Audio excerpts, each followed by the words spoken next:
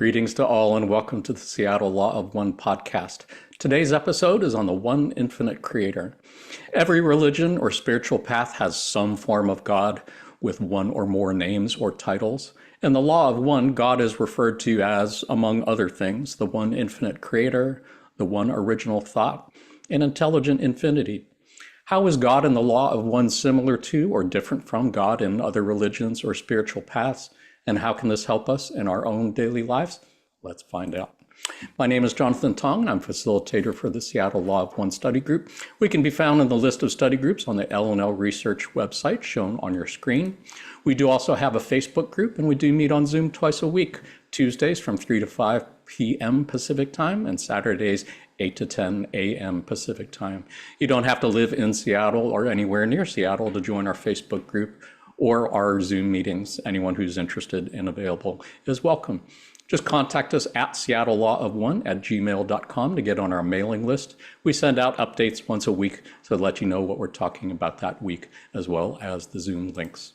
We do also have a YouTube channel where we keep recordings of previous podcast episodes, as well as recordings of Q&A sessions with Jim McCarty, as well as Austin Bridges, Gary Bean, and Trisha Bean from the L&L Research Channeling team. Just go to our YouTube channel, hit the subscribe button to get notifications when we upload new episodes, and contact us at seattlelawofone@gmail.com if you'd like to participate in any of our Q&A sessions. Otherwise, as mentioned, today's episode is on the one infinite creator. Let's go ahead and meet our panelists. Panelists, let our viewers know who you are and where you're calling from. Claudel? Hey everyone, I'm Claudel and I'm calling from Seattle, Washington. Excited to be here. We are so excited to have you here. And Elaine? Hi, Elaine Lucia, calling from Santa Rosa, California, and so happy to be with all of you. We're so happy to have you here. And Susan? Hi there, Susan here from Wilmington, Massachusetts, and I'm really looking forward to our conversation today. Me too as well. Thank you all so much for being here. Did want to remind our viewers, as usual, that none of us here are experts or authorities in the Law of One. We are just normal people like you, hanging out and talking about the one infinite creator, like normal people do. Anything we say could be wrong. You are welcome to disagree with anything or everything that any of us say. Before we start looking at some passages from channeling transcripts, it would probably be helpful to define or clarify a few terms that you're going to be hearing many times in our discussions today. First of all would be hologram. For those who don't know what hologram is, it is an existing technology that involves making a three-dimensional image from interference patterns of laser beams. The key to remember is that every part of the hologram contains the image of the whole object. If you look at the picture on your screen, you can see a hologram of a green star projected onto a piece of special paper. If you tear that paper in half, each half still contains the whole image. And if you take each half, tear those in half, tear those in half, tear those in half, you could tear them into a million pieces, and each piece still contains the image of the whole. That is existing technology, and apparently the universe works in a very similar way. In channeling transcripts, Quo often uses the word logos to refer to what we call a galaxy, and uses the term sublogos to refer to what we would call a sun or a star, and the term sublogos to refer to what we would call people. So apparently this is kind of like a hologram in the sense that every logos, every sublogos, every sublogos contains the whole of the one infinite creator, from the very largest scale all the way down to the very smallest scale. This is kind of similar to fractals, for those of you who are familiar with that. Fractals are just repeating geometric patterns where every part looks like the whole. So let's talk a little bit about who or what is the one infinite creator. On February 25th, 2023, not that long ago, Quo said, and this has been edited for brevity, there are various levels of the logos type of entities within the one infinite creation of the creator of all that there is. The primal logos may be seen as also the great central sun where the beginning of creation takes place. This primal logos is what you would also call the concept of love. The concept of love is created when the one infinite creator focuses its desire to know itself through this love, this creative power that then becomes able to create what we call the infinite creation. Within the infinite creation, there are various other logos that create galaxies, such as your Milky Way galaxy. The logoi of each galaxy then creates sublogoi, such as your sun.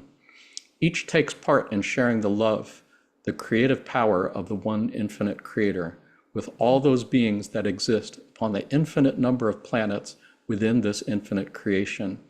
This is the means by which the power of the creator is recognized. And when the creator shines its love in this fashion, expressing its free will, then the creation itself is made by the power of love and manifests as what you call light. The light is that which is the enlivening feature or principle of the creation that allows the creator to know itself. Thus, each of you are sub-logoi, which do go through that process of learning on the spiritual path, that you are more and more the one infinite creator that created you and that lives within you and that you seek to reunite with at the end of this octave beingness. Beautiful passage, so much to unpack there, and hopefully you have some better understanding of what they mean by holograms and logoi and sublogoi now. I think I'm going to go straight to the panelists and ask for thoughts, reflections. Claudel, any thoughts, reflections on anything from this passage? Yeah, this was a great one. I like the sentence from the first paragraph. The concept of love is created when the one infinite creator focuses its desire to know itself.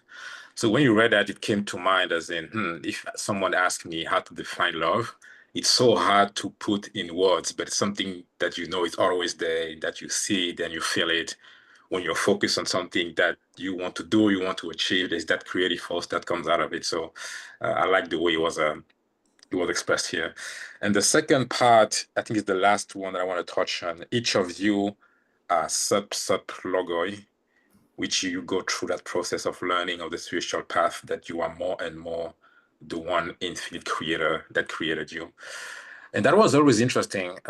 Since I grew up in I went to Catholic high school, there was that idea of us having a spark of God within us, at least the way God is seen in the Catholic Church. And I know it's something that I've struggled with in the past. It's like, is God really within me? I'm not really feeling it. What does that mean? I like seeing it here in other words, as in there is a creative force that ended up creating me, and I'm not necessarily less than that creative force. I find that very empowering compared to, again, other cultures where you feel as if you need to be worthy of the love of God or something. So knowing that God is within you or is you, it's I think it's very, very powerful. Yeah, I would think that's one of the biggest differences between God in the law of one and God in more or less every other religion I've seen.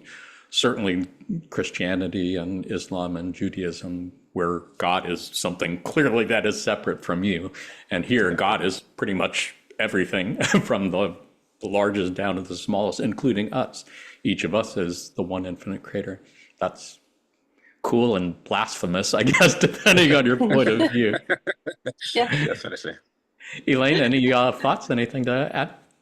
Yes, like Claudel, reading this, and I've read it several times, uh, I hearken back to my Roman Catholic upbringing, where God was definitely not within us. We were not taught that. God was this outside of us, and we were not worthy. We're born with this original sin, and you're going to burn in hell no matter what you do, no matter what you think, or how you behave, pretty much. And so the concept of love, and that we all contain that. Every single being in the universe contains that spark of the one infinite creator is so is just so mind-blowing. It's just so beautiful and comforting. And I've connected that to self-love. Like if we contain the creator within and we love the creator, which we do, then we love ourselves. Yeah.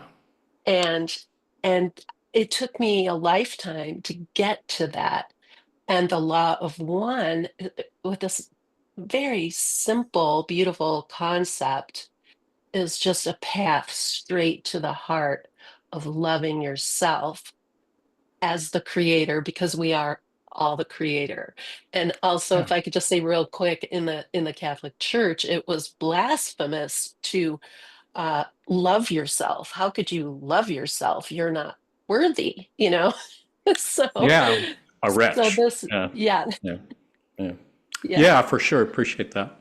Mm. Yeah, and speaking as someone who never grew up in Catholic church or Christian church for that matter, I just find it hugely inspiring and reassuring, like you said, to see that, at least through a law of one perspective, that everything in the universe is made of love from the very largest scale level down to the smallest. And that's definitely not something that I would have thought of from looking at the world around me. I'm definitely not seeing that like in the news and everything like that. So to be reassured that that is the case, I think is super reassuring.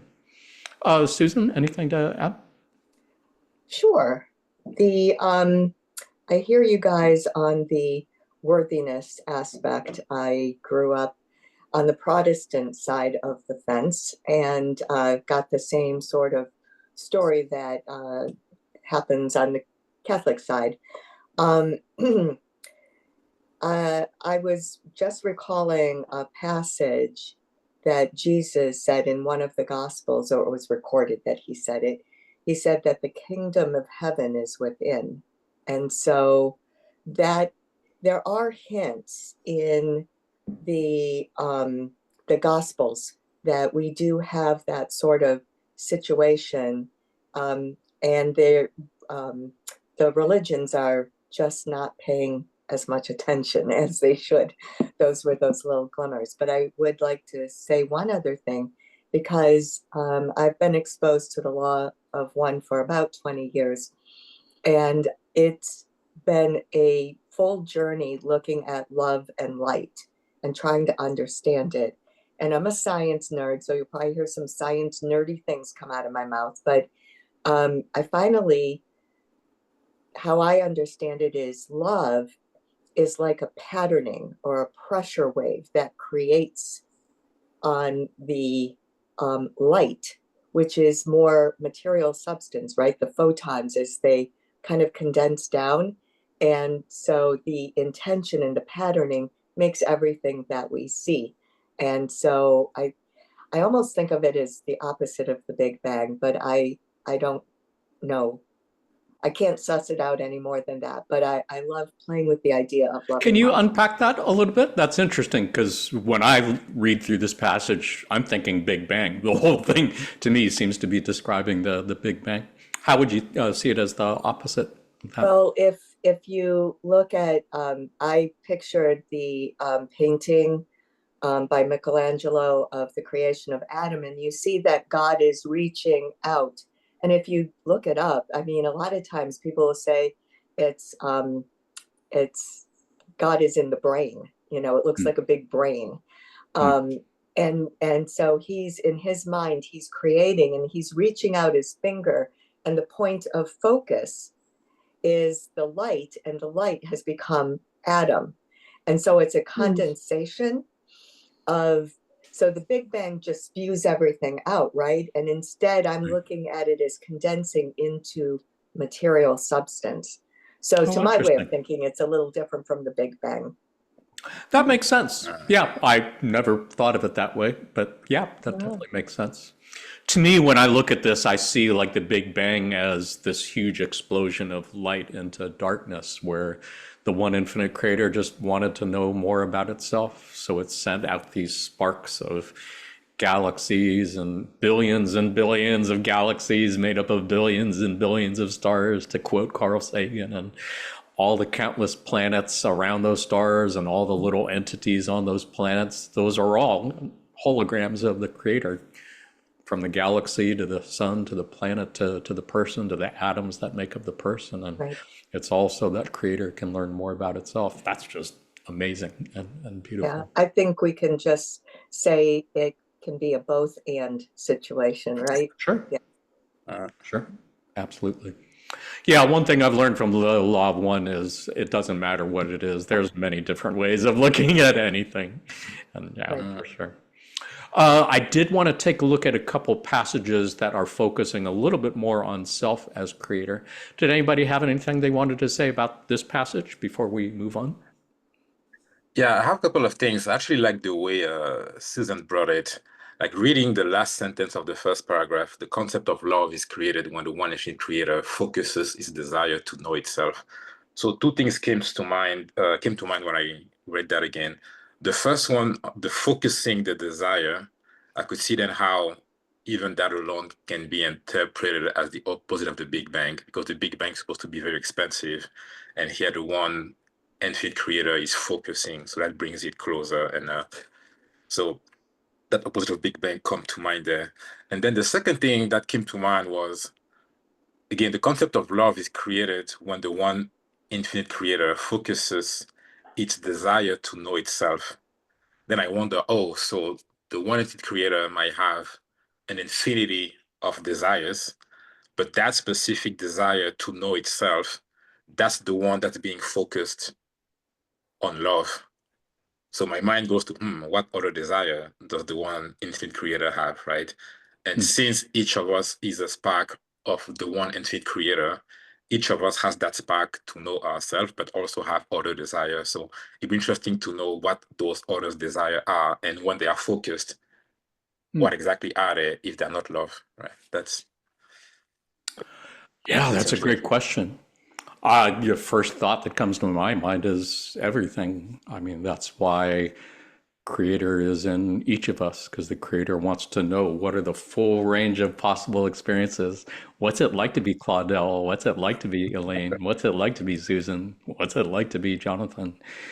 Don't know. That's the whole point of it. And then we're exploring all the different forms of love, I guess, and all its distortions, including from the very extreme light to the very extreme dark. They are all considered legitimate for the one infinite creator. Anybody else have any thoughts on that? That's a great question, Claudel. Appreciate your bringing that up. Anybody have any other thoughts on that? Cool. We are trying to keep these episodes between an hour and 2 hours. So, I mean, we could easily spend 2 hours just talking about this passage, but probably should move on. Before we did that, I think there was something at the very last sentence of the last paragraph where they said, more and more the one creator that created you and that lives within you and that you seek to reunite with at the end of this octave beingness. This would be a good reminder that, apparently there is, at least in the law of one way of looking at it, the universe is structured by octaves so that there are densities 1 through 7. And that apparently that is all that process of that spark being sent out from the creator to start with the most fundamental level of consciousness of elements like earth, air, fire, and water, to evolve to a more complex level of consciousness of plants and animals at second density, humans and cetaceans at third density, social memory complexes at third density, on through fifth, on through sixth, on through seventh density, and apparently Ra, I believe, is at sixth density, trying to graduate to seventh density.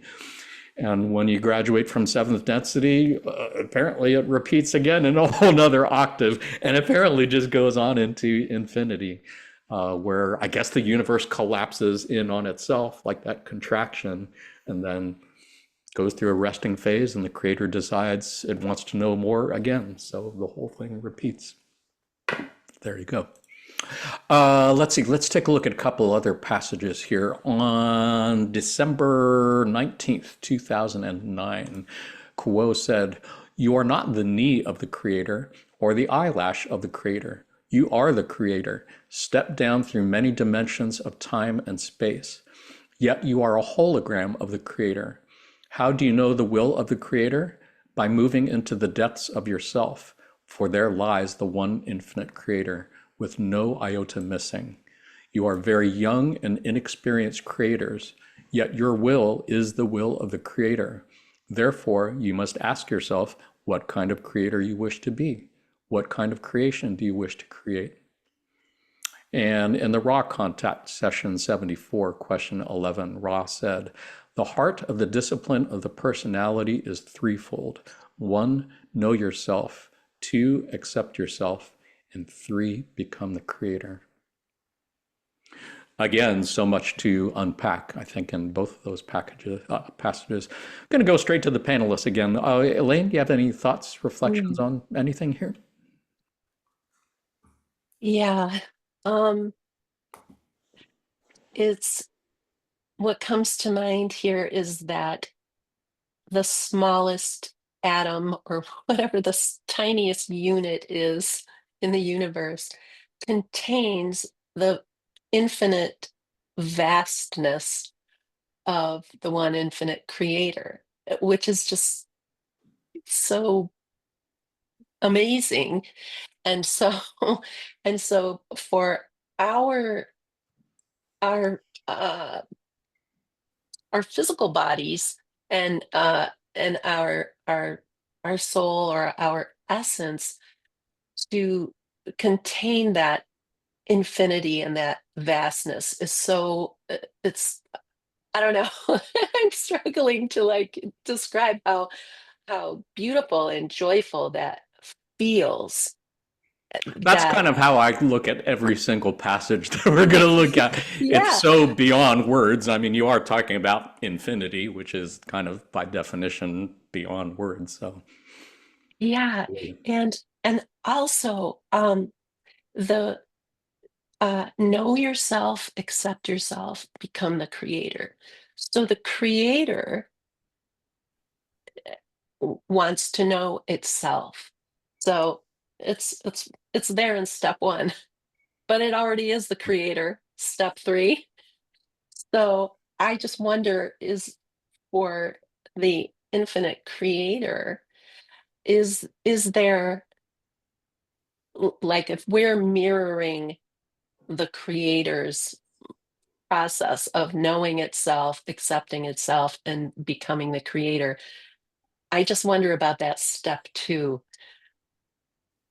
for the creator, if that's even a thing. I don't know if I'm really like describing it correctly, but you it's mean the just kind accept of a yourself question part? mark. Yeah, that's just Yeah, kind of I a think for question so mark many for me. people, that is a huge challenge, a big part of the learning. Absolutely. Mhm. Yeah, Especially if they even went with to all of the Catholic knowledge. school, I believe Yeah. that made it really Oh, challenging, I think. and it's how powerful that programming is. Because Yes. if we know that we contain the one infinite creator, that should be a given to accept that and with total joy, you know. Right. Yeah. Yeah. No, well said. Appreciate it. Susan, anything to add? I agree that first paragraph is kind of mind-blowing. I did focus on the raw passage, the disciplines of the personality, and I'll hearken to the Star Trek. I think it's our prime directive, right? To have the disciplines of the personality.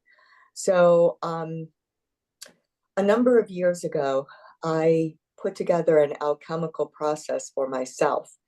And alchemy is, in the old way of thinking, turning lead to gold, right? But it's the lead of the soul being turned into the golden portions, right? And Mm, so if you look at it, when you're knowing yourself, what you're doing is you're addressing those portions of yourself that you think are no bueno, right? You're like, that's bad, or I'm traumatized, or whatever.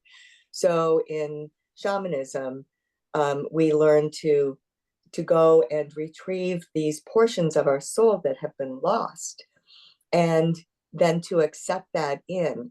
And so little by little, this little piece of lead sitting on my shoulder over here um, is transformed into gold. And so we're goldifying ourselves, or whatever. I'm sure there's some scientific term for it. But that's kind of how I've viewed it. that it is an alchemical process.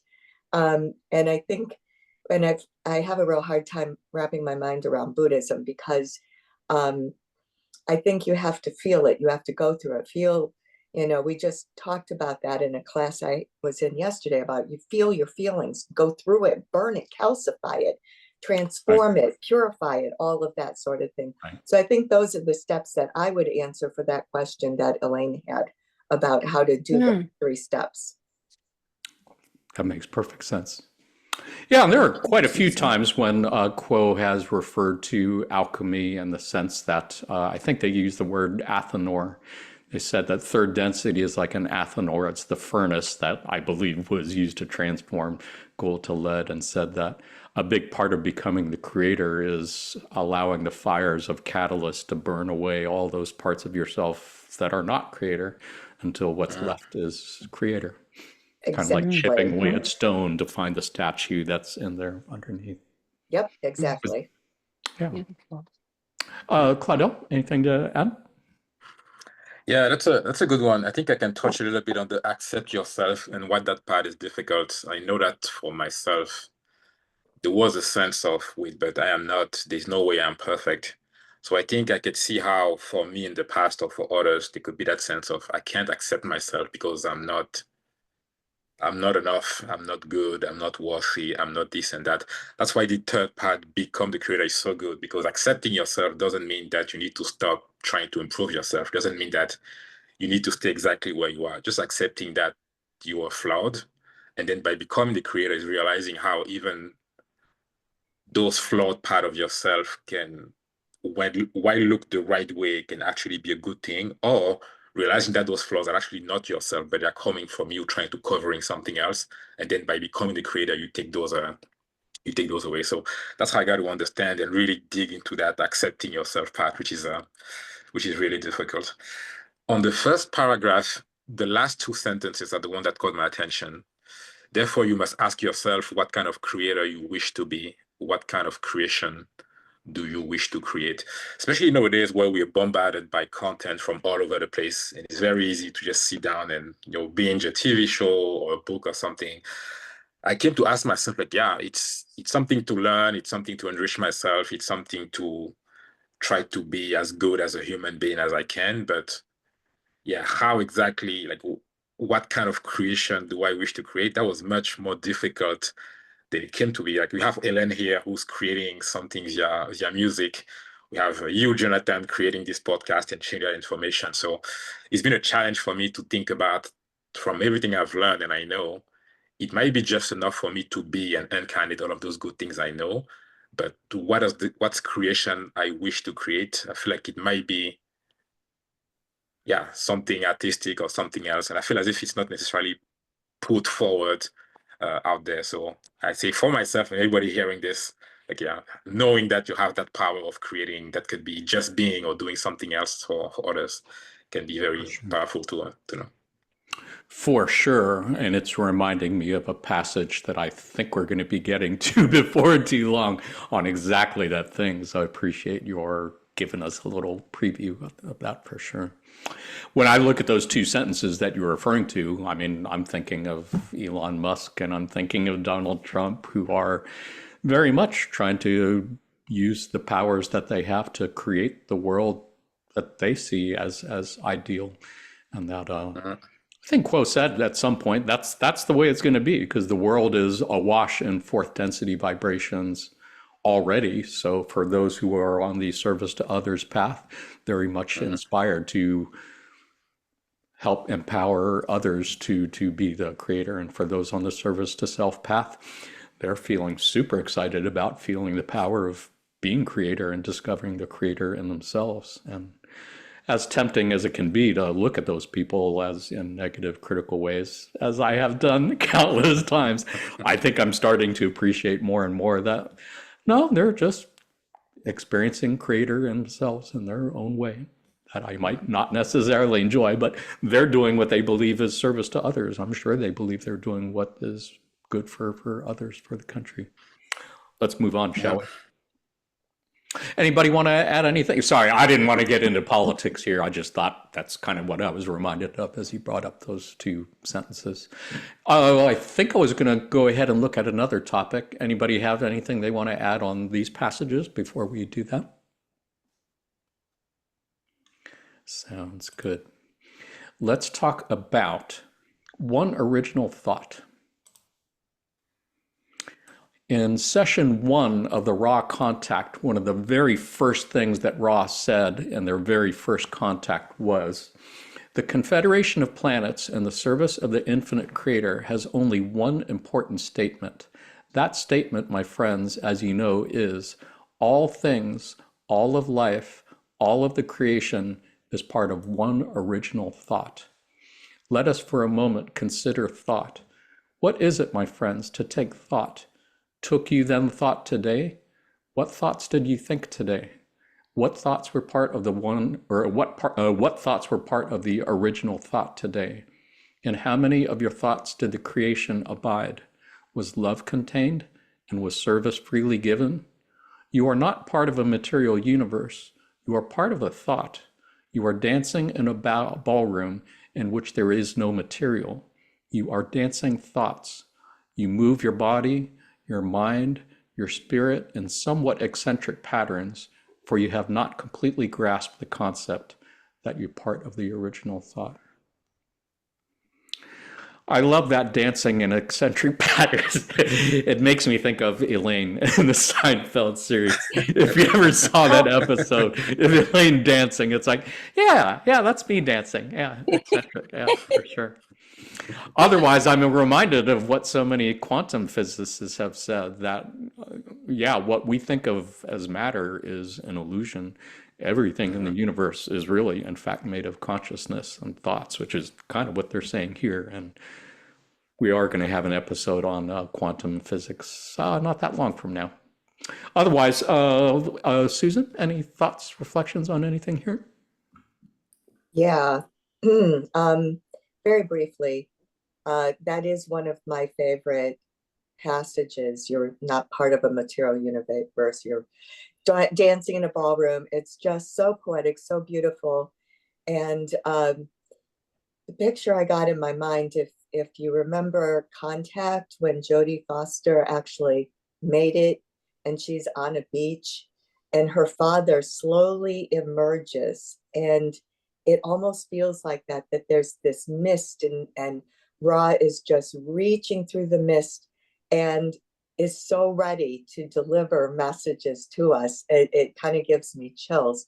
So that's all I have to say on that. It's just so poetic. It brought tears to my eyes, and I was ready to read the whole thing, even though it was a very difficult read. That was a great movie, and that scene that you're talking about really touched me also. I think it struck me is that whoever they were decided to manifest to her as her father, because it was something that she could relate to. It's something that it was the way that they wanted to appear to her as a loving father figure. So beautiful.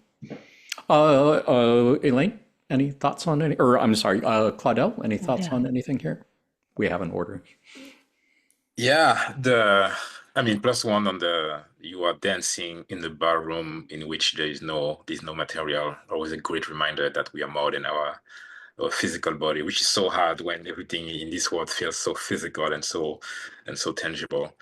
One thing that came to mind as well is the power of thought and how important it is, right? I know one thing that I struggle with is, I remember the day I read this passage, I'm like, okay, I need to be very careful because my thoughts have a creative force about them. So how do I make sure that I don't think ill or crazy? I'm like, okay. Then I have to take a step back. Okay, I can still be angry at people for 1 second. It doesn't mean that, I can still have the power to think about something negative. And then on top of that, say, okay, just in the moment, it doesn't mean that I want that thought to become reality, and then realize that I can address that forward. So yeah, just the focus on what are thoughts, how powerful they are, refocus on meditation, at least on my own, around being able to see thoughts for what they are, not be too attached to a thought, and sometimes knowing how to let go, know that it's just a thought, it's not necessarily that big of a deal. Yeah, that balance is very interesting and hard to grasp. Yeah, and I appreciate you bringing it up because I know there's been quite a few times where Quo said that is something that we're going to see. Fourth density light apparently has more information, more truth in it than third density light. So, as Earth is already vibrating fully in fourth density, and it's just Mhm. people who are kind of lagging behind. Yeah, part of that transition is that we're going to see more thoughts manifesting into things. So whenever you hear people talking about manifesting things, that is actually something that we're going to be likely to see more of in the Mm, years to come. Oh, Elaine, definitely. anything to add? Yes, I took notes on that same passage, Claudel. Um, our thoughts create reality, which is actually an illusion. um, and when I meditate after expressing gratitude, the first thing that I I ask to remember is that every thought that I am going to think today contains love. Um, because that's where it all starts. And our thoughts create form, our thoughts create action. So if I start with the thoughts and just try to make sure that I'm always thinking with love, which is so hard to do because of the veil of forgetting and all the bombardment of other information. Um, um, and since we are on our way to our social memory complex and fourth density positive, we're learning how to have our thoughts be thoughts of love, compassion, acceptance, because when we are in fourth density, we are one mind and we all know what all of us are thinking and creating together. There's no um, boundaries. Indeed. So it's such a good reminder that our thoughts are creating our they're creative. They create form, they create our reality such as it is. So yeah, it's was Yeah, love and contained. since fourth density is described as the density of love and understanding, and fourth density correlates with the fourth chakra or energy center, which is the heart chakra or green ray. Yeah, I would think, like you're saying, the more that we can align our thoughts with fourth density thoughts of unconditional love, not just for the people we like already, but for the people we hate or the people who we have the hardest time with, I think that is kind of the best way to adapt to the changing world, I think. And that's the purpose of the catalyst to show us, hey, Apparently. are you seeing with love, with the eyes of love? Are you thinking with love? Are you seeing love in that other? Hard to Yeah. do. Seeing love in every moment. Yeah. All great reminders. Yeah. Loving the conversation. Does anybody have anything they wanted to say on this before we take a look at another passage? Yeah, maybe one last add on my end on the what thoughts did you think today? I like the pragmatism, and I know they say that in other sessions, as in it's a good habit at the end of the day to just think about the thoughts that we've had during the whole day as a good way to see patterns of what has been holding our attentions, what are the thoughts that came and went. I know like very close to meditation, it's a good way just to see when I'm trying not to think about nothing at all, what are the thoughts that comes, and I think there are good messages that can come from just realizing what are the thoughts that occupy our minds. It's a very powerful exercise to do. For sure. Mhm. Mhm. I think anytime we can examine our thoughts and think about what we're thinking, it's a good part of meditation, I think, which is something they're recommending all the time. Anybody else have anything they wanted to add before we move forward? I wanted to dig a little bit deeper into this idea of that everything in the universe is basically thoughts. And this is from the Raw Contact session 81, question 33, Ross said, much of what you call creation has never separated from the one logos of this octave and resides within the one infinite creator. Communication in such an environment is the communication of cells of the body. That which is learned by one is known to all. When I was reading this passage, I was thinking of the photos that are on the screen right now. The bottom photo is of the cosmic web. Cosmic web is a term that's used by astronomers and astrophysicists to describe the large-scale structure of the universe, where all the galaxies are actually connected to each other through filaments of gases and other materials, looking a lot like the brain cells under a microscope that you can see in the picture above. So I think it's just funny to me that as we're talking about everything being made of thoughts, it's like we are like literally brain cells in a big giant cosmic mind thinking about itself. That's just like super cool. And that the universe itself seems to reflect the structure of a brain. I think that's just fucking fascinating. I should have got high before this session. That probably would have helped. That's the stuff that used to trip me out when I was high. Now it's just like, yeah, of course. Yeah. That's like my baseline level of consciousness. I'm channeling my higher self, as it were. That's great. Claudel, any thoughts on anything here? Yeah, that's a good. Every time I read about the communication of the cells, I think about like walking around and let's say hurting my toe and how every part of my body feels it. It's in my mind. I start thinking about how it hurts.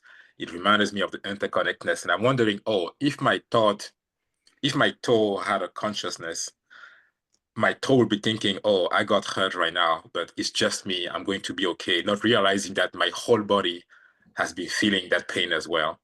So if we scale that up to society and everything, it brings it back to me to the, like, yeah, when the homeless guy is hurting in the street, I might not realize it, but we are all connected. So at some level, I'm feeling the homeless guy pain, his difficulty to finding food, etc. So the whole idea of teach, learn, and learn, teach that they bring sometimes, I like the way it's really much expressed here, as in feeling someone else's pain or joy is not just you, it's spreading towards everybody, which is not a good reminder of the importance of spreading love and positive thoughts, because it's at an unknown level, we are so much connected. That is very, very much important to be aware of that. What a beautiful reminder. Yeah, I had not thought of that, but it makes me think of the word empathy, which is such an important part of the service to others path, I think, to be able to feel the joys and the sorrows and the pain and suffering of others is something I think we're going to be seeing a lot of in the years to come. And for those who are thinking about choosing the service to others path, just know that empathy is not going to be helpful to you on that path. You really have to not care at all about the pain and suffering of others, but only about yourself 95% of the time. Which again, according to the law of one, I mean, it's a legitimate path to creator because you are the creator. It's just a difficult one to follow if you care at all about anybody other than yourself. Elaine, anything to add? No, that which is learned by one is known to all. It's just so beautiful because we are one, and yeah, that empathy does go a real long way. It it it it it pervades the universe. Our little spark of love and empathy, compassion, and the service to others path, um, is it never dies. It's eternal, and it's so important. So if you think, oh, what can I do? I have no power. Yes, you do. The love coming from your heart, those loving thoughts, that compassion, that empathy is so powerful and contains the love and light of the one infinite creator. There's nothing more powerful than that. Indeed. Yeah, I really appreciate your highlighting that sentence also. That really struck me as well. That which is learned by one is known to all. I know they said somewhere else in the raw contact that don't worry about the numbers, don't worry about trying to get this out to the world. If one person is reached by this, then it reaches all. So that's the same approach I take to our YouTube videos. We might not be getting tens of thousands of views like Aaron Apke or some shit like that, but if it reaches one person and touches the heart of one person, then it reaches all. So thank you, viewer who are watching this. Susan, anything to add? Yeah, agreed. Thank you for everyone who contributes their energy, both on the panel discussion and afterward. And we read comments, so please drop a comment if you want to engage with us a little bit more and continue the conversation. It was hilarious because I had the exact same photo pulled up in my mind of the cosmic web, Jonathan. So I think we were all cosmic webbing together. Yes, mind meld. For sure. I did have, I didn't realize we were going to do each passage individually. And so I had something to say, but it might, it hasn't really talked about love yet. So I think I'm going to hold my thoughts until the next one. Yeah. Yeah. Sounds good. Oh, wait a minute. I lied. Again? You didn't really think you were getting off that easy now, do you? I read a book a while ago, and I believe I was trying to look at it, and I'm like, is that the cover? I think it was called The Secret Life of Trees, and it discusses. You're going where I was going to go. Go for it. Oh, okay. Yeah, and then I'd love to hear your thoughts on it. How there's such a connection and you don't even see it, right? And it's like we're connected too. We just don't see it. We don't have the eyes to see it. And this cosmic web, you think about the micro and the macro, and we're kind of like the middle, where we've got a human web, right? Or For sure. For sure. Mind, body, spirit web. Yeah. For sure. Yeah, you were bringing up the exact thought that I was going to mention next. I guess we are mind melded because, yeah, that picture of the brain cells and the cosmic web shown on your screen reminds me of the mycelial network, that network of fungi that connects the roots of trees, kind of like the internet underground and how they communicate with each other that way. It's a fascinating phenomenon that we can learn about separately, but it was also part of a Star Trek episode, just to make another pop culture connection, because I think it was Star Trek Discovery where the ship was actually driven by spore drive, which was actually the Star Trek equivalent of the mycelial network or the cosmic web. It enabled them to travel basically from one side of the universe to the other side, kind of like instantaneously, using some sort of spore drive on the cosmic web or something like that. So yeah, fascinating stuff for sure. I'm gonna have to watch Star Trek. Yeah, same here. Never watched it. That one is on a pay channel, which I don't subscribe to, so I'm only going by what I've heard elsewhere. Yeah.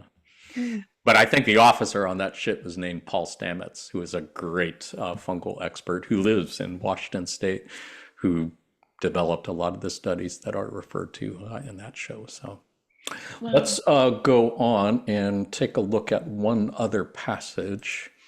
This was from July 20th, 1986, and Kuo said, "We would speak to you about the manifestation within your incarnational patterns of the one original thought, which is the Creator. The one original thought upon which all creation was founded, and with all creation redounds, is love. Yes, my friends, love is a thought, a principle, a logos. You, by your very consciousnesses, are the logos and a holographic representation. Yet you are completely unlike any other holographic representation of the Creator, for your experiences are unique to your particular consciousness. Your field of energy is completely unique and precious to the one infinite Creator. and your greatest gift is your being. For by your mirroring of your perceptions, the Creator learns of itself. Is this the passage you were thinking of, Susan, when you had some thoughts on subject of love? Yes, it was. So, Go yay. for it. Oh, right. So the first two Hermetic principles are the all is mind. So that's kind of like the one original thought in our materials, right? And then the second one is the law of correspondence. And so this kind of situation where it goes very, very small. That's why I was trying to dissect out my ideas here. The very, very small to very, very large, and that fractal hologram kind of idea is very, very much an interesting idea to explore as you have experiences, because as Elaine mentioned before, it's that mirror that's being held up going, here's your thought, and here it is, you're creating it, and it's coming back at you.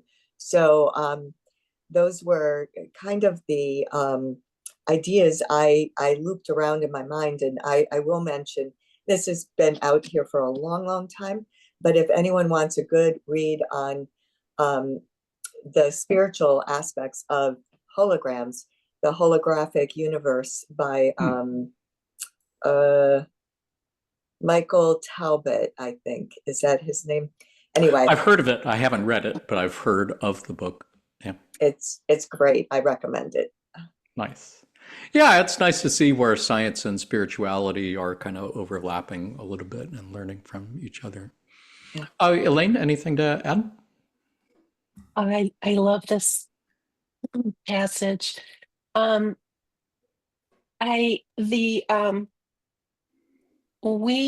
creator is looking into us, and we are mirroring back to the creator our experience so that the creator can know itself. And we know that part of our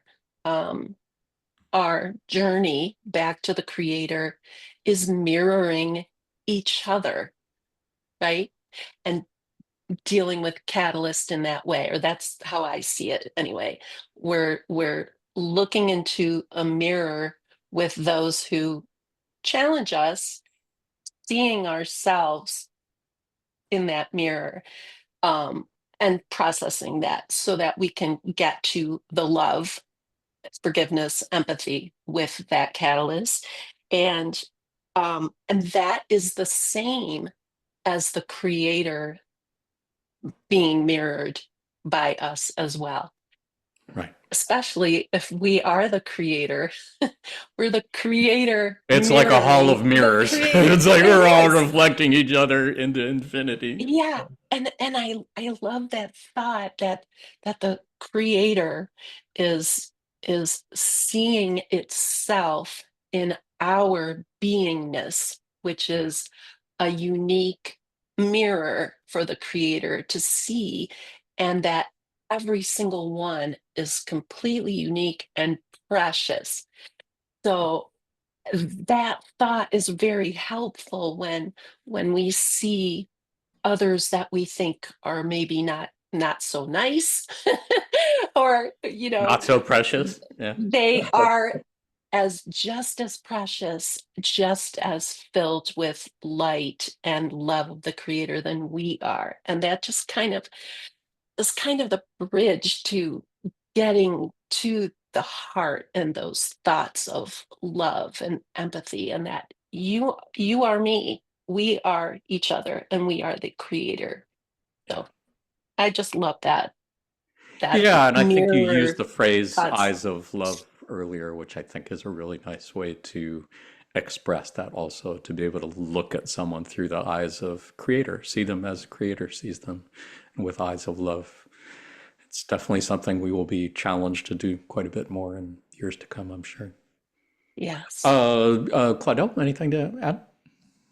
Yeah, first of all, Susan, I bought the holographic universe. It was delivered at my house earlier this week, so I like the synchronicity that we get to talk about it today. We are really all connected from a mind here. That's awesome. The second passage here, I think the one you have in purple here, your field of energy is completely unique and precious to the one infinite creator. It's always been really interesting to me to see like, yeah, we all have a spark of the infinite creator in us, yet at the same time, we are completely unique. Every time I read that, it's a reminder for me to not be afraid to be that conformist, right? I think the reason why I think by nature we tend to be not attracted, but just when you see someone who's very genuine, who's not trying to be someone else, or there's something, I don't know, admirable about it. And I think for me, those are the ones who manage to realize that they don't have to be as anybody else, and whoever they are, just expressing themselves the way they want to, the way they feel it. There's something good about it. So yeah, your field of energy is completely unique and precious to the one infinite creator. Is almost opposite to what we've been doing. And I'll end on this. There was a session where I think Kuo was mentioning that there's something among humans that we tend to be very keen on anonymity, leisure, and sleep. That's something that we tend to focus on. And the anonymity part has always been interesting to me. Is like, yeah, what it is that sometimes we try to just be with the masses, as in, oh, let me just not do that one thing because it sounds so different. While that unity is actually what the gift that we can give to others and the creator itself. So yeah, if I have to resume everything is, yeah, don't, a reminder for me, maybe for others to don't be afraid to express your unicity. It's a gift. For sure. For sure. And I think, as has been said in a number of channeling sessions, that is specifically one of the lessons that so many people came here to learn in incarnation is how to express who they are in the deepest level, who they know they are in the deepest level, even though they're getting signals from the rest of society that, no, don't do that. Either that's not who you are or that's not acceptable. I'm thinking of LGBTQ people for starters. I would think that is Yeah. probably the biggest challenge they face in expressing who they know they are inside, even though they're getting a lot of resistance from outside. But it's great lessons to learn, priceless in this incarnation, for sure. And I it wanted, takes so much bravery. yeah, It takes so much bravery on their part, and they are such a light yeah, for others to stay on that path of expressing exactly who they are, despite so much pressure from society and others to not do that very same thing. It's beautiful to behold, as you know. yeah. Yeah, Well, and as yeah. Claudel said, I mean, it really could be said for anybody who's not like normal, anybody who's Hmm. not part of normal is being challenged to be who they are, even if that's not neurotypical, for example. I wanted to take a look at intelligent infinity and intelligent energy. Anybody else have anything to say on this passage before we do that? Loving the conversations. So let's talk about intelligent energy and let's talk about intelligent infinity and intelligent energy. On January 18th, 2020, not that long ago, this is also edited for brevity, believe it or not, Kuo said, "The intelligent infinity that can be seen as total unity is that which is at all times and before any times. This intelligent infinity exists in a wholeness, in a completeness, in an entirety of being that needs no other source of experience until there grows within this intelligent infinity a desire to be more than it is, realizing that it is, from any other point of view, infinite and all that there is. And yet, the desire to be more begins to grow. This then produces a power that is seen as a creative principle that can make more than there is, can paradoxically create through the energetic configuration of what you may call love more than the intelligent infinity that existed before, realizing that that intelligent infinity is also contained within the free will and the love of the logos, as you may call it. Therefore, the primal logos has, as its mission, we shall say, the meeting of the needs or the desire of the intelligent infinity that has been potentiated into that which may be seen as intelligent energy of the logos. This intelligent energy of the logos then moves in more and more intelligent patterns so that it begins to form within its own being a kind of structure or architecture that is potentially able to create an experience of intelligent infinity and what may be seen to be the infinite creation of the primal logos. This type of creation then has, as its foundation stone, the desire of the creator to know more of itself than intelligent infinity can express. I really just love the concept of intelligent infinity, the idea that God, or the one infinite creator, is basically infinity with intelligence. There is something about it that, I mean, it's thought. It's all about thought. It is like a universal brain that is infinite. And because it has infinite intelligence, it always wants to know more. So I love that passage in the first paragraph where they're saying at some point the intelligent infinity knows that it wants more. There's more to learn. It has a desire to be more, and it grows until once again it starts a whole other octave of creation and sends out a bazillion sparks of itself to say, go learn some more. I need to know more. That's just so fascinating and so beautiful to look at least from a distance. Elaine, any thoughts, reflections on anything here? I'm speechless. I have nothing to add to this because this is first of all, this channeled material it's so incredible to me that this content is being channeled to us. We're just so I feel so blessed and uh so joyful that I get to experience this and have this to I don't know, It is a understand. It's precious like gift, isn't it? it is, and as you're reading it, I feel that I know this information like in my heart, but I cannot articulate my Yeah. so-called understanding of it. Just that Yeah. it's just so beautiful and um so I just feel Yeah. very grateful to be exposed to this. That's all I wanted to say. No, that's perfect. And I appreciate your reminder about the channeling because in this episode, because I knew that we wanted to kind of go over some vocab ahead of time, like the logos and hologram and such, we skipped over the usual background information we do in the episodes, which includes noting that everything that we're reading today came through the process of channeling, meaning somebody was in a very, very deep meditative state, trying to make what you could consider to be telepathic contact with what appears to be an extraterrestrial entity that goes by the name of Quo.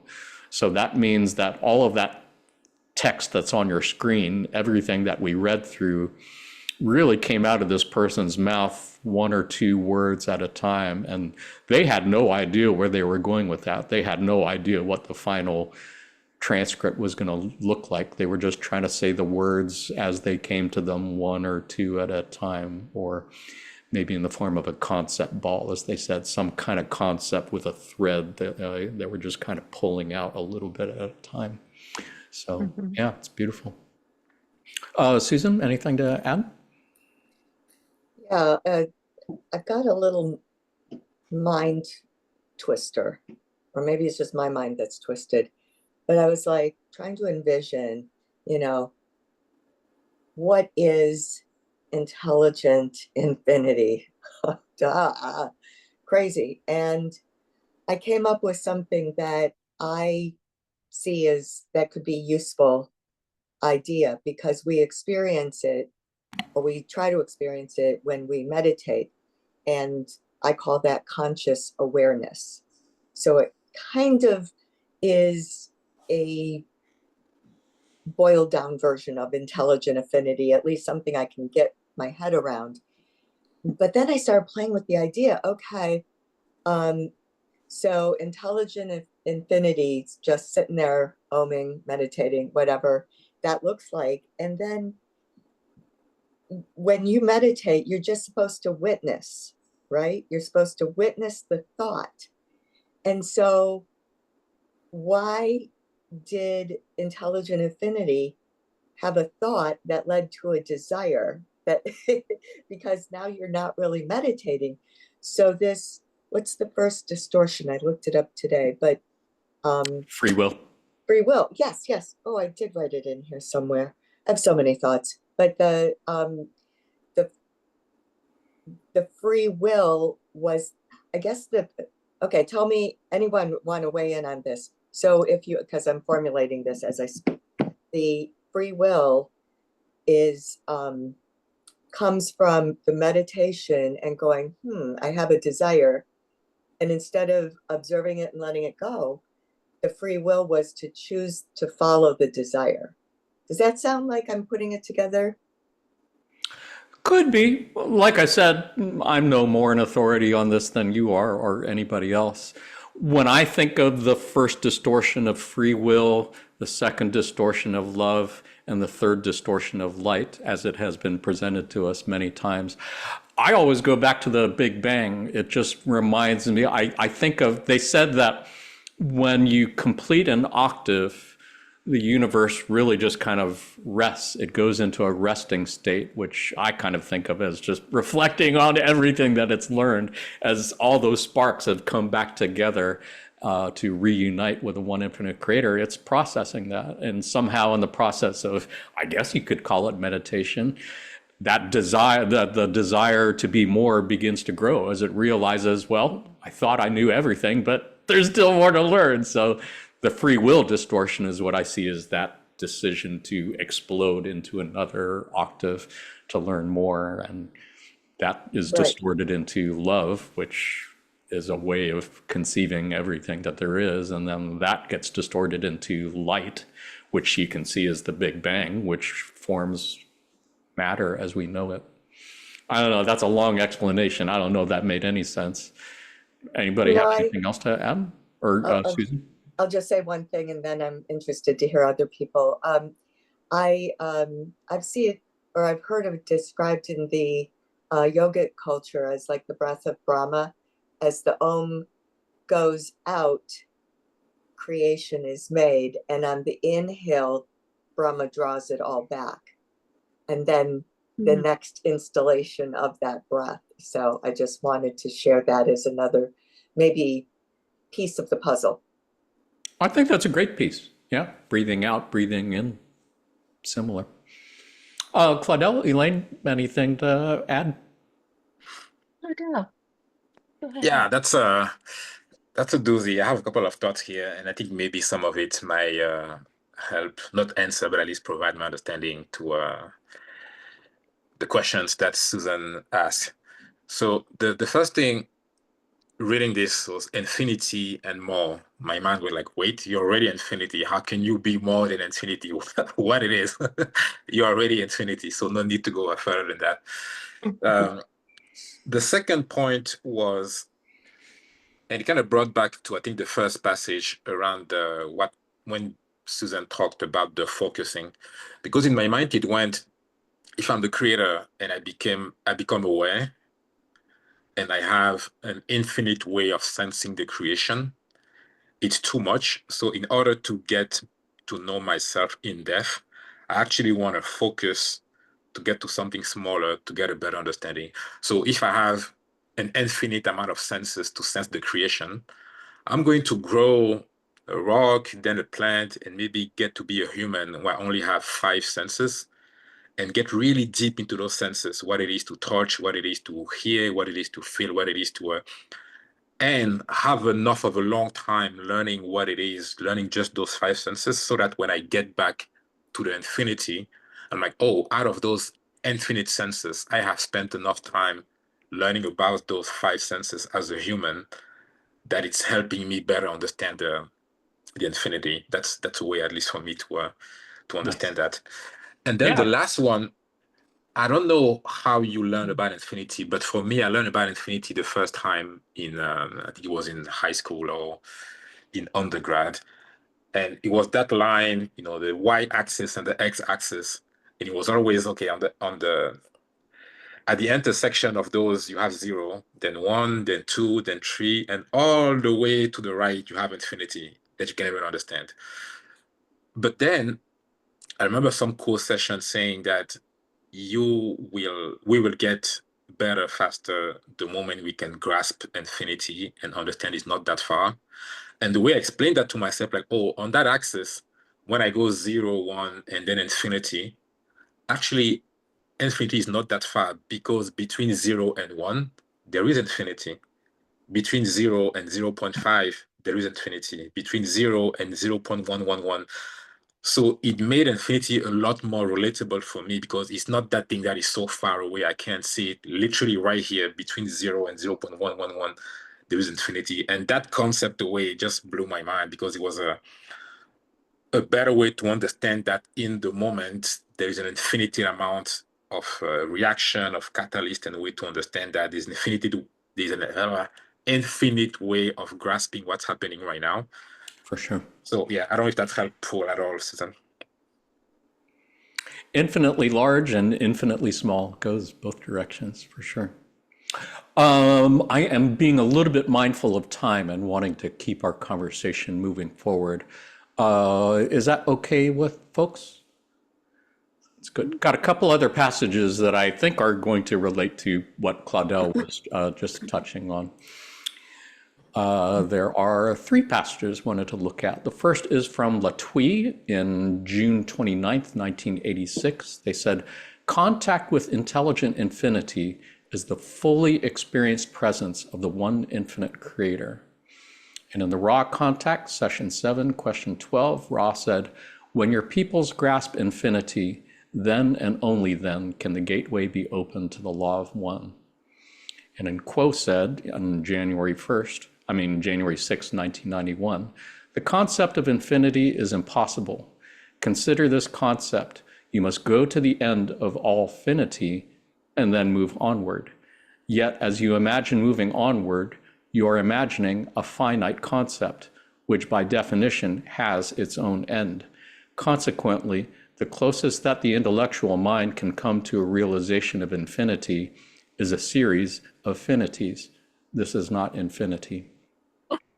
This might not be a politically correct thing to say, but I think Quo's being kind of a dick here. I think either that or Ra, because Ra said, when your peoples grasp infinity, only then can you understand the law of one. And then Quo follows up by saying, the concept of infinity is impossible for you to understand. So it's like, I feel like they're setting us up for failure here. I have an issue with this. Somebody want to help me clear this up? Susan, any thoughts on anything here? Well, I agree with your assessment. Quo's a dick. Yeah, there seems to be a little sassiness going on here, that every once in a while you get that. And they're really saying it with love, but we're like, what the heck, man? We're incapable. But then when you sit there and really look at it, you're like, yeah, I'm not really capable of, like, every time I think of infinity, I can't, it seems out of my grasp. And hey, understanding isn't of our density anyway, so I'm fine with that. And that's all I have to say about it. I'll pass it along. Sounds good. Claudel? Yeah, I fully understand infinity and what it is. If anybody does, I figured you would probably be the guy. Yeah. No, obviously not. I'm grasping here. Yeah, that last paragraph was just impossible to wrap my head around. It's like, yeah, it's impossible to get. You can try as much as possible. I think I just got to be comfortable with the fact that there is the same way I never got to understand the one infinite creator, infinity just part of it. It's something to know that it's there. It's something to know that there is always something more to grasp forward, and I think that makes an exciting way to keep on the journey, knowing that there's always more to learn. For sure. Mm. I like the way they expressed it. I like the way Quo expresses it. You cannot know infinity because the biggest thing you can imagine is finite. Then you just try to think of something bigger than that, which is still going to be finite. So it's like, I think it is, as you're suggesting, it's just the paradox of living in a finite third density body. It's just limitations. Elaine, anything to add? Quo says, consider this concept. So considering and concepts are of the mind. And so he's telling us, you can try by imagining this concept. And here's the definition. You get to the end of that definition, and the intelligent mind you're not going to be able to do that. And I think that's because infinity is a feeling for me. Like, I feel like I can feel infinity rather than conceptualize it, right?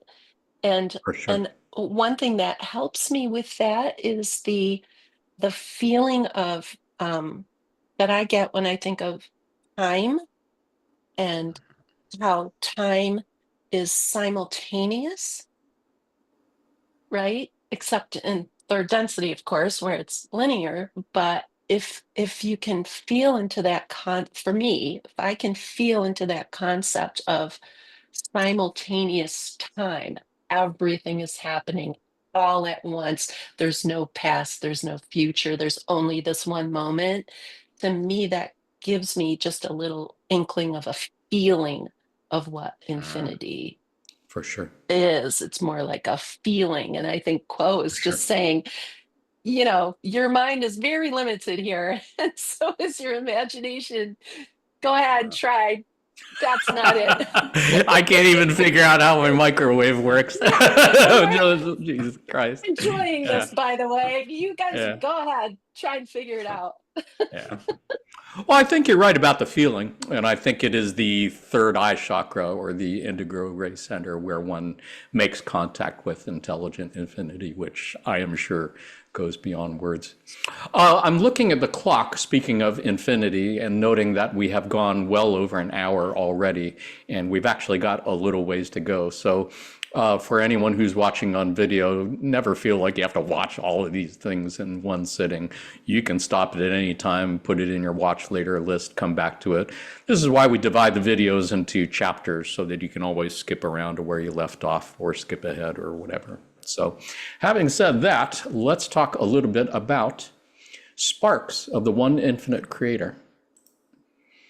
On April 21st, 2002, Quo said, "We would step back from this question and ask you to come with us in an envisioning of the beginnings of your creation, that which the Creator expressed when this intelligent infinity burst forth in the infinite number of sparks, each of which contained the stuff of the Creator in a holographic form, and each of which was sent out to collect information.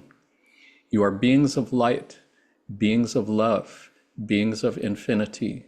You are citizens of an eternal universe that expresses itself at this time in illusion upon illusion upon illusion. Each of these illusions set in place in exquisite regularity and discrimination, a fastidious arrangement offering experience after experience, designed to create environments in which these sparks of creatorship would become progressively more and more articulated, expressive, and unique. Sparks of the creator is a phrase that's been used many times in channeling sessions. They use this visual a lot, and love it. Again, it just reminds me of the Big Bang. In my mind, I visualize a big explosion of sparks. Galaxies are like sparks going flying out into darkness, each of which was sent out to collect information. And again, all the way down to the smallest level of galaxies and stars and planets and people and the atoms that make up people. It's all the creator trying to learn more about itself. It's just so beautiful. Cannot say it enough. Claudel, any thoughts on anything here?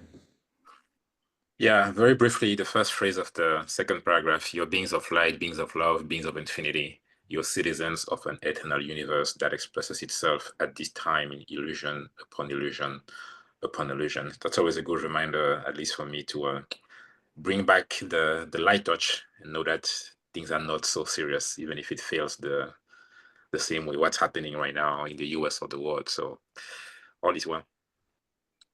We are dancing in eccentric patterns, I think.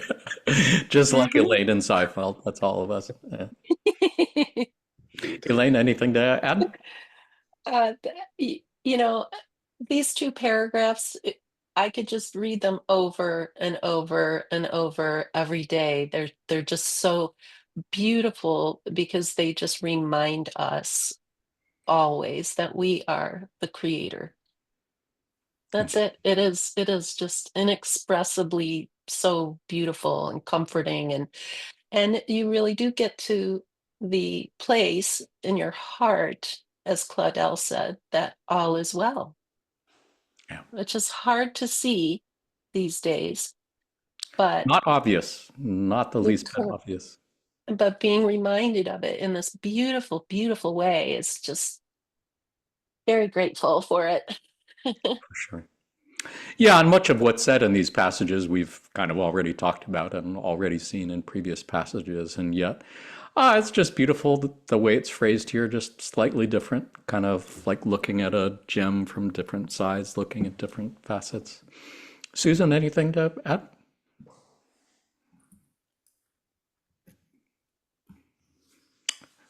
Susan, your mic is muted. Oh, sorry. Here I am. Thank you. Yeah, so I got a picture in my mind of the sparks.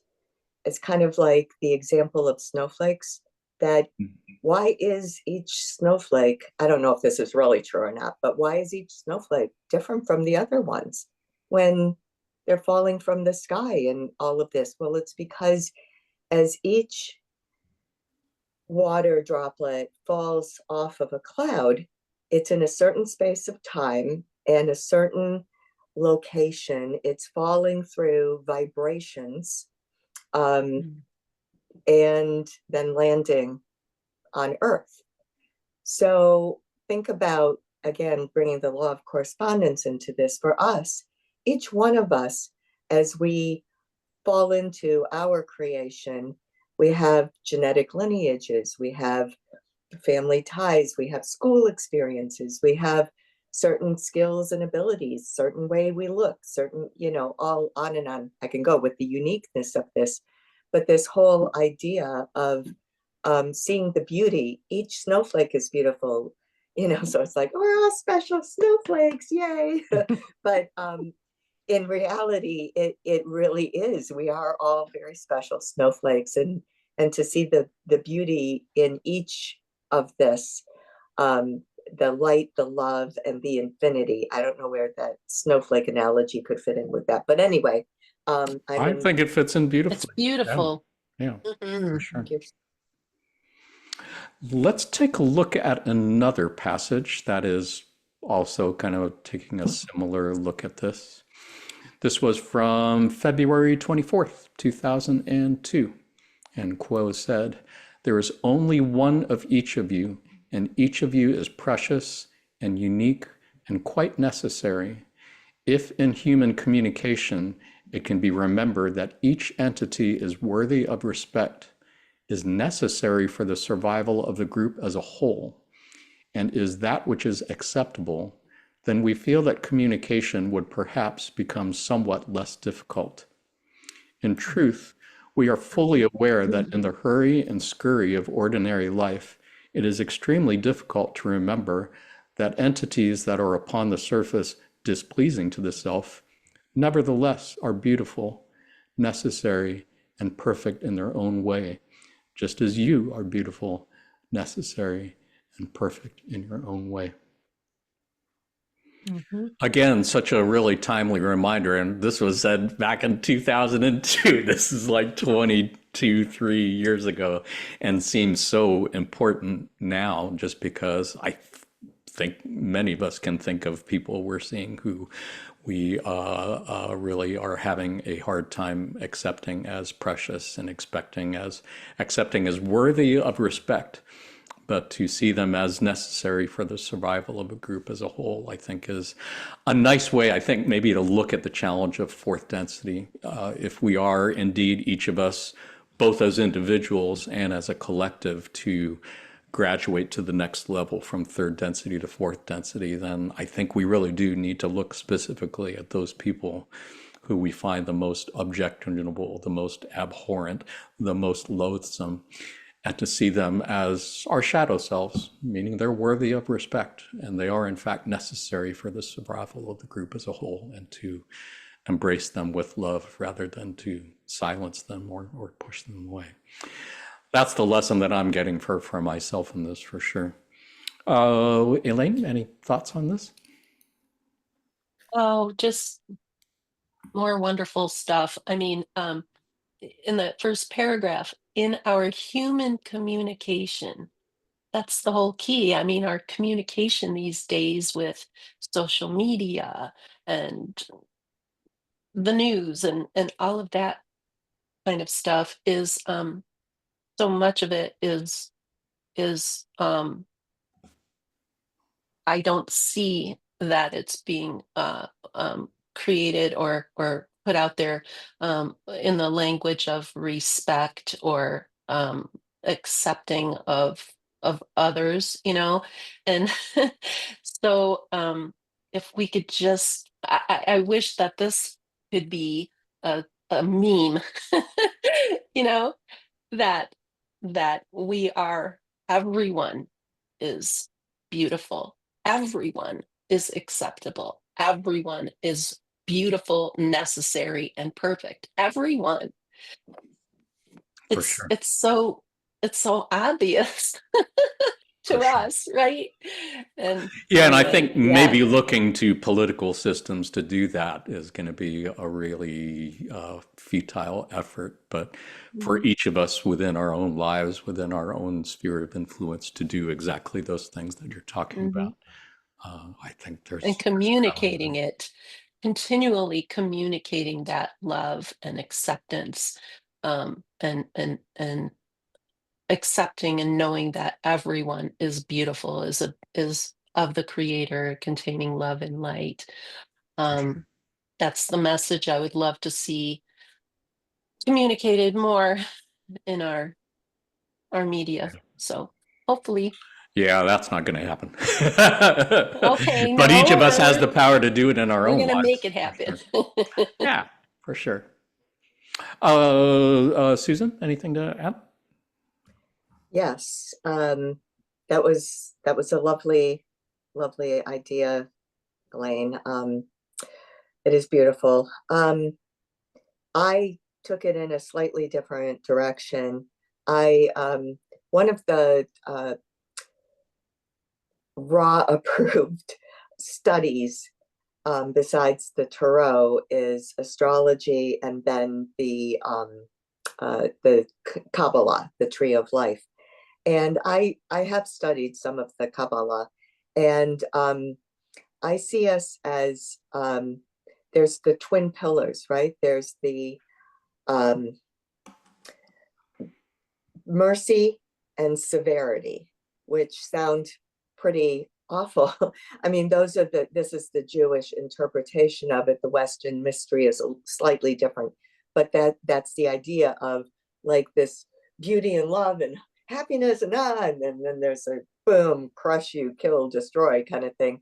And I mean, it's not, I'm being a little dramatic here, but the we're dancing that ballroom that we talked about at the beginning, that we're dancing in this ballroom of ideas. These are those sephirot that we dance through, right, as we travel through the tree of life. So if that resonates with you, it's another way to kind of look at this, that we need the mercy and we need the severity. And we can also find the middle path if we want to do it that way for this particular catalyst. Well said. Well said. Claudel, anything to add? I think you said it all. Nothing. Nice. Thank you. Well, let's take a look at one last topic here, and that is channeling the one infinite creator. On February 24th, 2005, Quo said, "Each within the circle at this time is a crystal. It is receiving the infinite love and light of the one infinite creator, and it is transmitting that signal onward. Does it transmit it with its full integrity? Does it transmit it with an added blessing? These are questions each must ask the self. You cannot help transmitting the love and light of the one creator, but how it is colored is entirely the result of the configuration of energies in that energy body and the connections between the energy body and the physical body. Consequently, each seeker is as a unique kind of flower. The colors, the shapes of its opening, the bloom, the way that it reacts and responds to the sunlight and the rain of spirit are unique to each. No two selves have the same beauty. Each is a perfect and unique treasure." Love the visuals in here. Love the visuals of the crystal. Love the visuals of the flower. Reminds me again of stained glass windows. I think they've used that as a visual before, where each of us is like a different stained glass window. It's the same light that's coming through each of us, but we all receive that light and distort it in our own unique ways, just like different stained glass windows. And it's just a beautiful way to look at everybody, I think. Susan, any thoughts on anything here?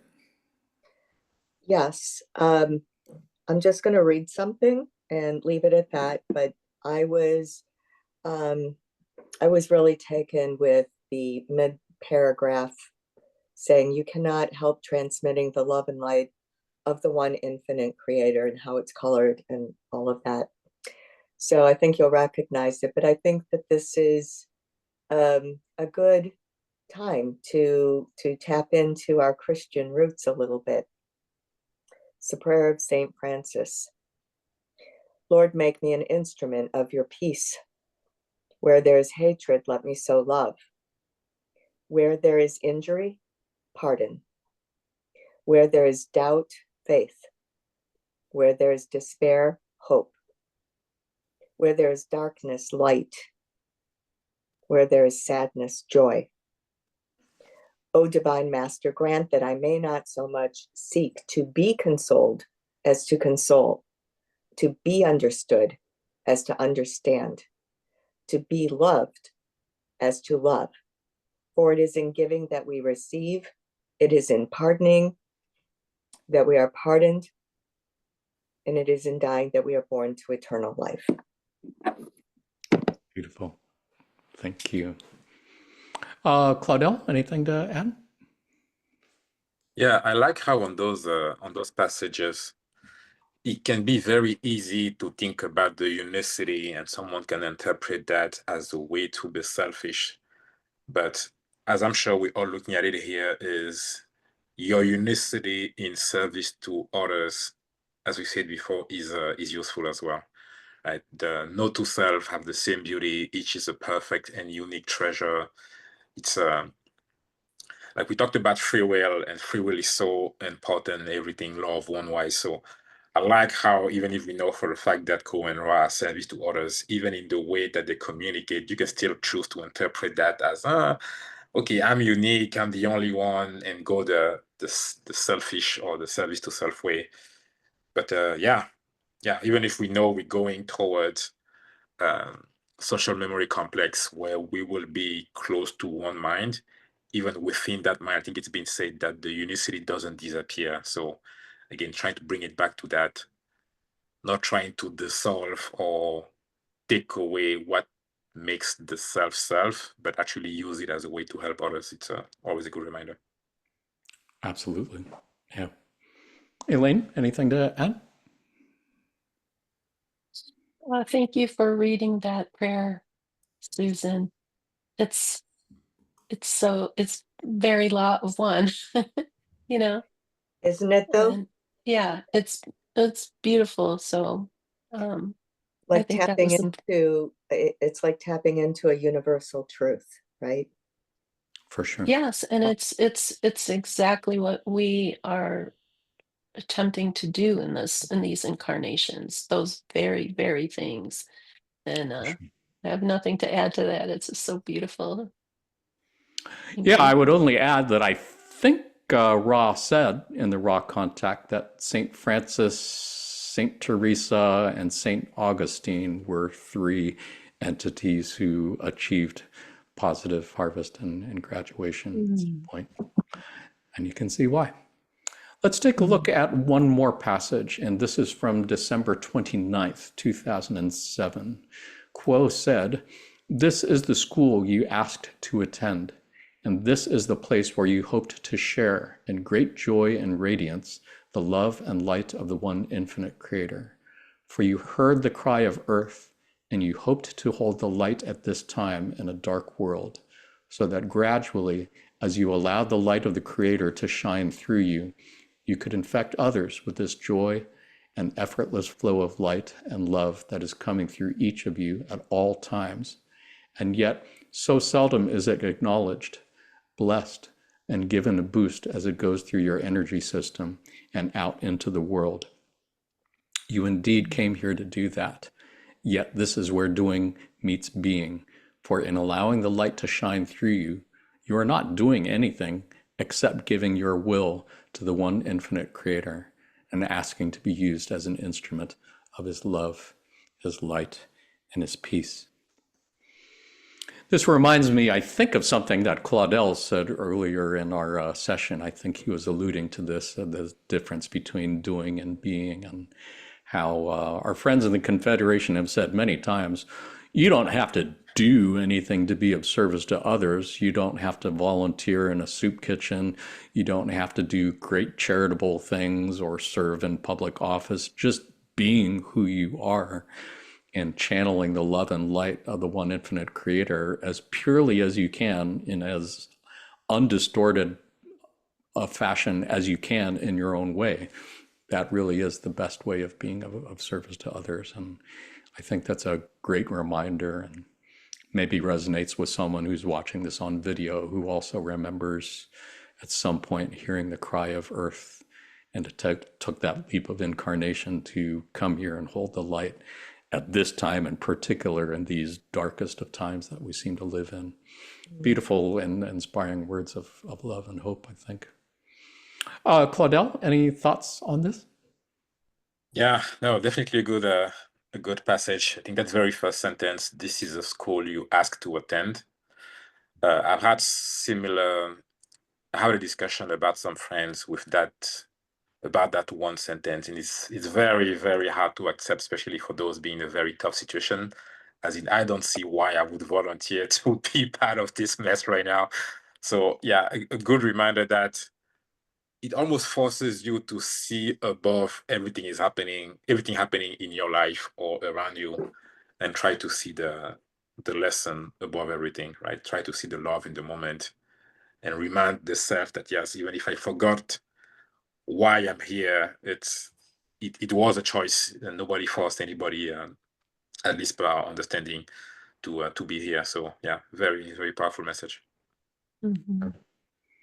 Yeah, and was given the privilege of incarnating here specifically because there's so much that can be learned. If you can handle all of the extreme catalysts that we're facing now and still open your heart and love, wow, that is like really huge spiritual accomplishment. That's like Olympic level. spiritual athleticism.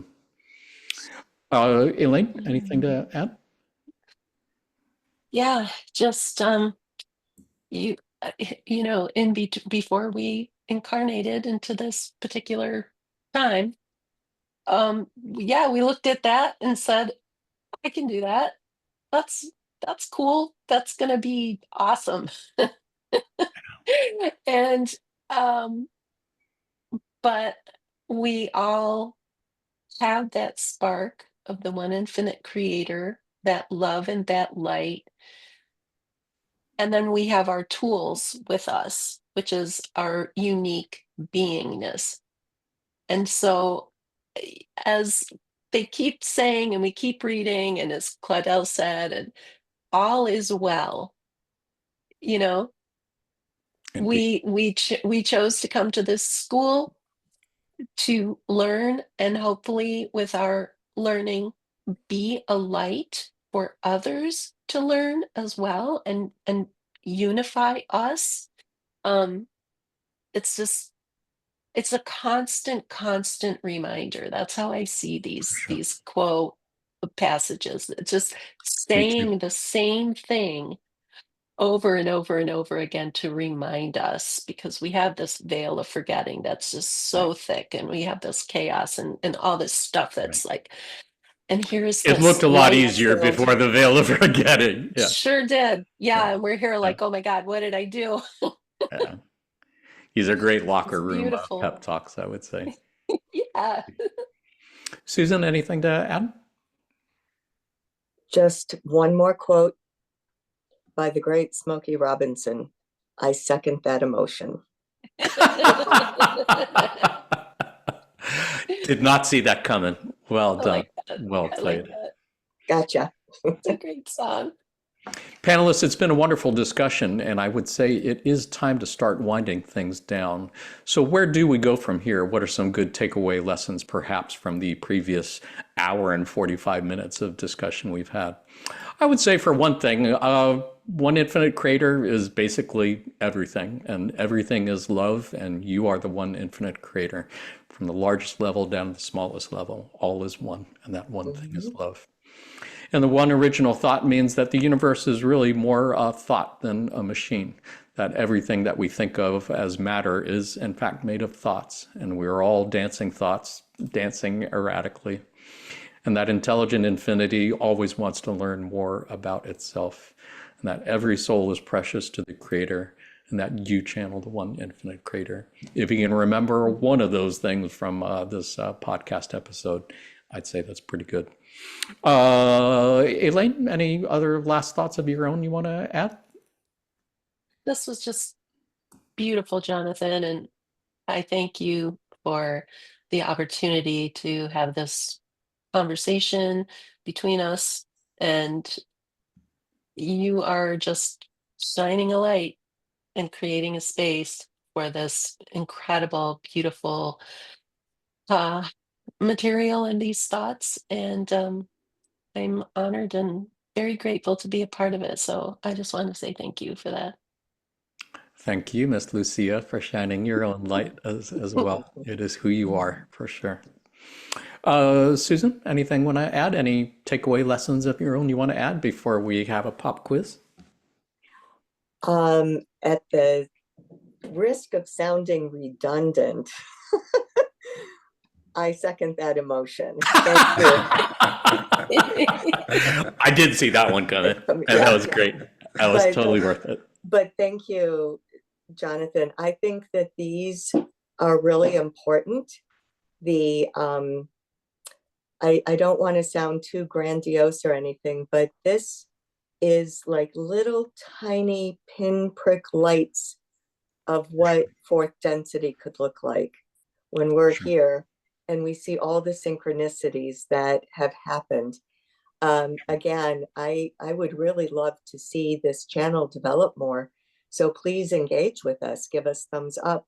I guess I'm the marketer of the group, and engage with us through comments. And we'd love to hear how, if somebody has another thought or if they want to add on to a thought, we'd love to hear it. Absolutely. Well said. Thank you. Nice. And you can I'm also subscribed. email us at seattlelaw1@gmail.com to share feedback that way too. Claudel, any last thoughts, takeaway lessons you want to add here?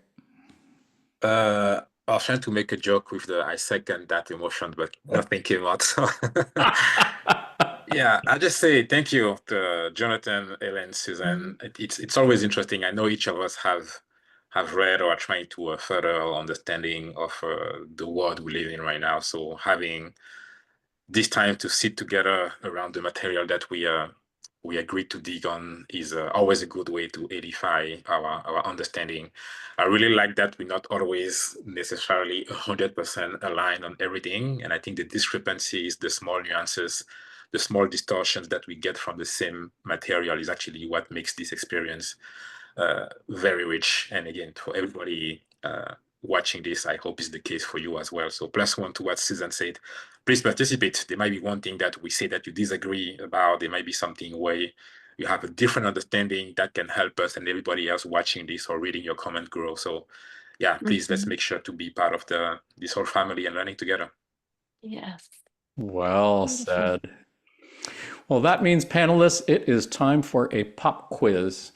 And pop quiz, of course, is something we like to do at the end of these podcast episodes, just to have some fun and bring a little bit of pop culture and Law of One lessons together.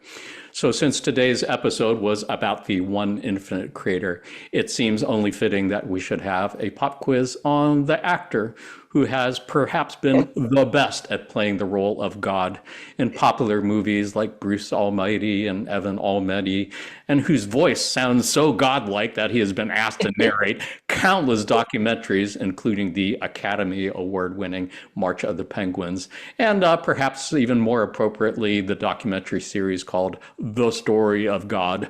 I am, of course, referring to who, panelists? Morgan Freeman. Freeman. You got indeed. Awesome. Well played person watching on video who said Morgan Freeman also. Yes, indeed. So just out of curiosity, Elaine, did you see Bruce Almighty, Evan Almighty, any of those movies where I've not seen those. No. have you seen them, No. Susan? I saw Bruce. That's with Jim Carrey, right? Right. Yeah. Claudel, have you seen Yeah. either of those two movies? I've seen Bruce as well. Nice. Good, good. Well, so today I'm going to ask you 2 multiple choice questions and 1 true false question about Morgan Freeman. See how many you can get correct. As always, the points don't matter. If you had fun, you won. If you learned something interesting about Morgan Freeman, you won as well. First question. Which of the following did Morgan Freeman not say as God in Bruce Almighty? Was it A, why is it that the devil gets the best tunes? B, you can't mess with free will? C, you want to see a miracle? Be a miracle? D, if I take sad away, happy has to go with it? Or E, that's the problem. People keep looking up when they should look inside. What do you think, panelists? Which of those did Morgan Freeman not say in that movie? Gosh, they're all so good. I hope he said them all. They all sound pretty godlike, for sure. I'm voting for B. Yeah, I Nice. was thinking B as well. Nice. Elaine? I have no idea. So I guess I'll go with B. I'm gonna go with the consensus. Nice. In this sense, I would say the consensus was wrong. B was a line that he said in the movie and was actually really a pivotal line. D, if I take sad away, happy has to go with it, was said by the actor George Burns, who was playing the role of God in the movie Oh God, which was back in the 1970s, way before most people remember. But yeah, for anyone who hasn't seen Bruce Almighty yet, it's a really beautiful story about how a person who starts as very service to self goes through a personal transformation to become more service to others. He plays a TV weatherman who's always complaining about how crappy the world is and how he can't advance in his career until one day he meets Morgan Freeman as God, who decides to give him all the powers of God just to shut him up and show him what it's like. So yes, of course, the main thrust of the movie is how Jim Carrey gets to abuse the powers of God with great comedic effect. But he cannot get his girlfriend to fall in love with him. His girlfriend is played beautifully by Jennifer Aniston. And Morgan Freeman says you can't mess with free will. You can't use the power of God to make somebody fall in love with you. So he eventually goes through all sorts of trials and tribulations and eventually has a near-death experience, which leads him to finally care about his girlfriend's happiness more than his own, even if it means that he can't have her. Spoiler alert, it's a happy ending. He gets the girl, of course, and everybody lives happily ever after. But, yeah, great movie. Great movie. Jim Carrey's quite the seeker He is these days. Yeah. Yeah. Do you know anything he's about wonderful. him for folks who aren't aware of this? He has had quite a spiritual journey himself. Yeah, I just what I've seen like on YouTube, I know he has followed Eckhart Tolle for many years, and he's just and he's a wonderfully prolific and creative painter, an artist. Yeah, and I don't know, I really admire him. I just think he's pretty cool. Me too. Me too. Yeah. He seems like a good person who has had a very profound spiritual journey of his own. Mhm. But back to Morgan Freeman, your second question. Mm. How does Morgan Freeman identify in terms of his own religious spiritual beliefs? Is it A, atheist, B, agnostic, C, Buddhist, D, Christian, E, Muslim, F, Unitarian, or G, Zoroastrian? Just trying to cover all the bases from A to Z. What do you think? Oh. Agnostic? No, that can't be right. Okay, I'll go B, whatever. Good guess. Claudel? I have no idea what Zoroastrian means, so just for the sake of it, I'm going to choose it. I was going to say Nice. the same thing, that he's probably explored all of this and maybe chosen something that, I don't know, that's not as Yeah. well known. Maybe, I don't know. Well Yeah, played, group. All three of you are correct. Yes, indeed. Social memory complex in the working. He long identified as agnostic, but in the process of narrating the 3 seasons of the documentary The Story of God with Morgan Freeman, he learned about Zoroastrianism and said this about it, quote, "It is a belief system that is intrinsically me. Good thoughts, good words, good deeds," pretty much sums it up. Wow. I can't say it in Morgan I'll have Freeman's voice, but yeah. I'll have to look it up. Yeah, look it up. I believe it came from the area around Turkey. I don't remember exactly, Yeah. but Google it up, people. It's there. Yeah. Last question. True or false? The Shawshank Redemption was the first film that Morgan Freeman narrated. Mm, True. True. false. Nice. Covering all the bases. Yeah. Yeah. It is 50% indeed chance. true. It is true. He has narrated like countless documentaries after this, including the Academy Award winning March of the Penguins. But the director actually chose Morgan Freeman for this part specifically because he wanted his voice as the narrator. Because as some folks may or may not know, Shawshank Redemption was based on a book written by Stephen King. And the character that Morgan Freeman played is named Red in the book because in the book he was a redheaded Irishman, which Morgan Freeman is clearly not. But the director loved his voice so much that he knew he really wanted him as the narrator, so they just kind of went with it, which is pretty cool.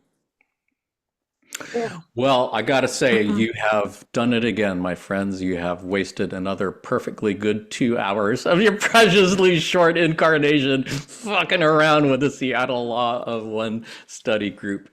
To all our panelists, I want to thank you for being here. Thank you for all you've done and continue to do in service to others.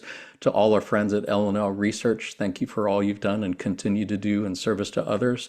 And to those of you who are watching on this video, I have a special treat for you if you are still watching at this point. I ran the YouTube analytics, and according to YouTube analytics, there's only about 10 people who actually watch these videos all the way up to this point. So if you are one of those 10 people, email me at seattlelawofone@gmail.com. And if you, for the first 10 people who respond, I will send you a special thank you, just as a gift to thank you for being one of our 10 MVVs, our most valuable viewers. So again, just email me at seattlelawofone@gmail.com. Put the words "One Infinite Creator" in the subject line. And I'll send you a nice little thank you gift. Otherwise, thank you for all you've done and continue to do in service to others. We are sending you our love light and receiving yours. Until next time, and the love and light of the One Infinite Creator, Adonai and Namaste.